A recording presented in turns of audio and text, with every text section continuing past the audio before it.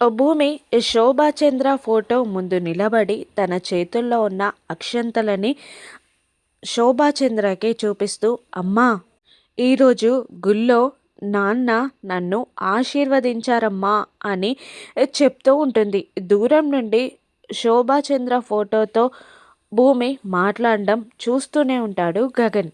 భూమి శోభాచంద్రతో, అమ్మా, ఈరోజు నాన్న నన్ను ఆశీర్వదించేసరికి నాకు చాలా హ్యాపీగా ఉందమ్మా, నా కోరిక నెరవేరిందమ్మా అని చెప్తూ ఉంటుంది భూమి.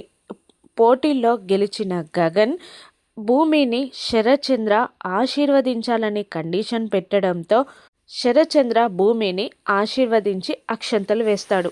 అదంతా భూమి గగన్ ఇద్దరు తలుచుకుంటూనే ఉంటారు. మళ్ళీ శోభతో భూమి ఇలా అంటూ ఉంటుంది, అమ్మ, పండంటి కాపురానికి 12 సూత్రాలు అన్న కండిషన్తో బావ నా కోరికలన్నీ తీరుస్తున్నాడమ్మా అని చెప్పడంతో అప్పటిదాకా దూరంగా నిలబడి ఆ మాటలన్నీ వింటున్న గగన్ కోపంగా ఒక్కసారిగా భూమి దగ్గరికి వచ్చి, నేను పండంటి కాపురానికి 12 సూత్రాలు అనే కండిషన్తో ఇవన్నీ చెయ్యట్లేదు. నేను నిన్ను నిజంగా ప్రేమిస్తున్నాను కాబట్టి ఇవన్నీ చేస్తున్నాను. నేను నిన్ను నిజంగా ప్రేమిస్తున్నాను అని గట్టిగా భూమితో అరిచి చెప్తాడు గగన్.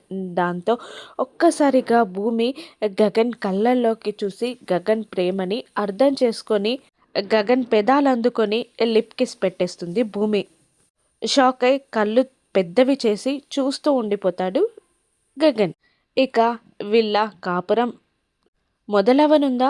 శివ, బిందు, పూరిల ట్రయాంగిల్ లవ్ స్టోరీ ఏమవనుందో రాను ఎపిసోడ్స్లో చూద్దాం. Thank you for watching.